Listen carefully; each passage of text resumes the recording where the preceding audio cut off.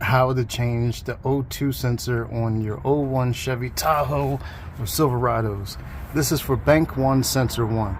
Right now we're under the car, right? Bank 1 sensor 1 is going to be under the car on the driver's side. As you can see right here, the exhaust, that's bank 1 sensor 1, and it goes all the way down to bank 2, which is a pain in the ass to change. Sensor 2. First thing you want to do is unplug bank 1 sensor 1. Alright, I've already done that. It's not hard. Just pop this cord out. Okay, that's bank 1 sensor 1 attached up top. Unplug that one. Then you want to use your tools. Either a wrench that fits, or what I use is one of these fancy little tools for O2 sensors. This goes on the cord like so, because it's got the cut opening.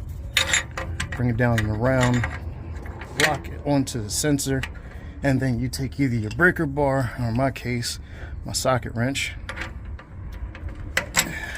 Righty tighty, lefty loosey. That's on there. That's on there. And then you start to crank.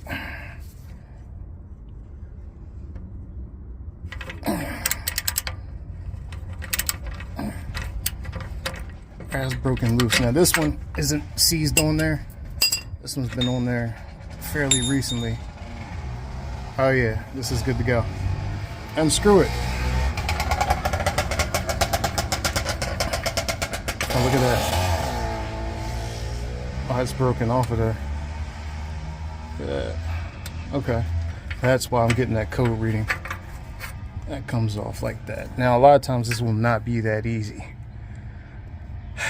Alright, now we gotta disconnect this bad boy from its housing.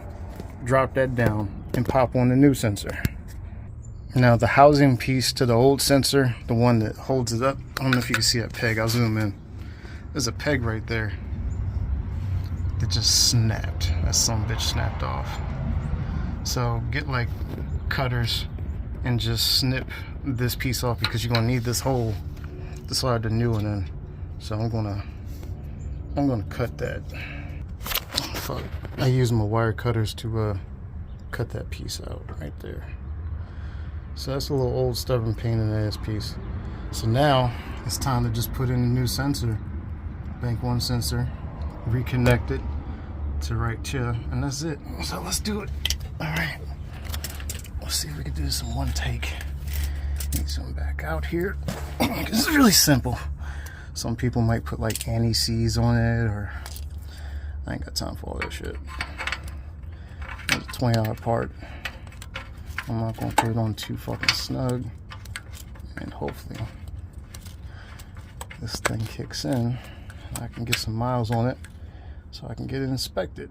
Get this check engine light to turn off. Now that's on there. You ain't gotta worry about tightening it up until after we reattach the electrical port. So I'm about to do that right now because I can't do it with one hand. Electrical port to the O2 sensor has been reconnected. This little piece right here was designed to go through here to stop this from coming out. So I mean, you can attach it or you don't have to. I'm not attaching this shit. Anyway, so now I'm going to reattach it to the housing up there.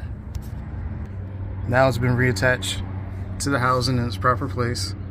That's locked in place. And so now we just take our tool and just tighten the bad boy up. Slide it over the cord like so. Bring it down. Okay, again, I'm doing this by hand. I'm doing it the wrong damn way. Okay, there we go.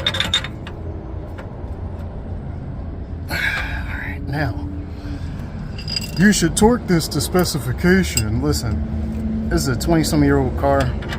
I just want this thing just to get up and running again. It's my daily driver. You can do what you want to do. I'm not going to put too much thought into it, and too much pressure, and too much BS. It's an old car. It's got over 260,000 miles on it. This thing's a tank. It's still running. It's alright. Now, that's just about snug enough for me. That's good enough for me.